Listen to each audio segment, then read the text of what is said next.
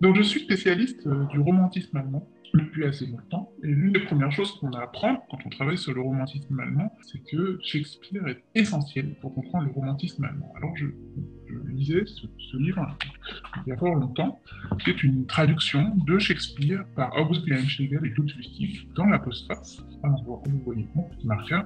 Il y a un passage qui m'a un petit peu intrigué, dans lequel Ludwig, rédacteur de la postface, dit que comme c'était quand même beaucoup de travail de traduire tout Shakespeare, il s'est fait aider par un jeune ami et par un autre ami. Alors, ça ne lui pose pas de problème de dire qui est l'autre ami. L'autre ami, c'est Graf Wolfgang Boudicca, mais il nous dit mais très clairement qui est ce jeune ami qui l'a aidé. C'était intrigué, évidemment. Donc, je suis allé creuser et je me suis aperçu que ce jeune ami qui l'avait aidé, en réalité, c'est sa fille Dorothea, dont il a lui-même fait l'éducation. Il lui a appris l'espagnol, l'italien, le français, l'anglais. Il l'a formé finalement aux langues étrangères, comme très peu de gens étaient formés aux langues étrangères à cette période-là, au tout début du 19e siècle. Et Dorothea, de fait, a contribué à la traduction des œuvres de Shakespeare, mais aussi des œuvres dramatiques, mais aussi elle a été l'une des premières grandes traductrices des sonnets de Shakespeare et d'autres ouvrages. Alors, la question que je me suis posée, c'est pourquoi est-ce qu'on ne sait pas vraiment que c'est elle qui est l'autrice de ces traductions?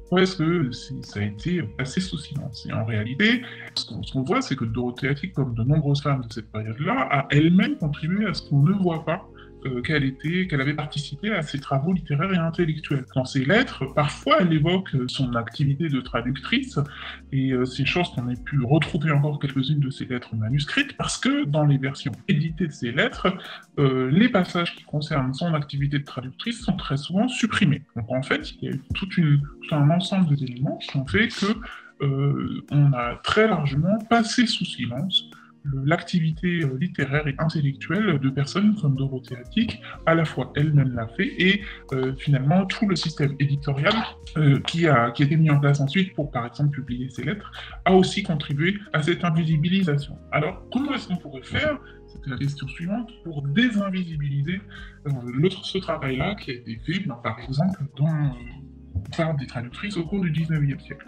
Avec mon doctorant spécialiste d'intelligence artificielle, on est en train de travailler exactement sur ça en ce moment, savoir, en prenant Shakespeare comme texte de référence, est-ce qu'on peut montrer, en comparant par le biais de méthodes de machine learning, qu'il y a une spécificité stylistique à la manière dont Dorothée Attic va traduire, et est-ce qu'on peut même aller plus loin et essayer d'identifier sur un corpus plus large quelque chose qui serait un style proprement féminin dans la traduction au XIXe siècle.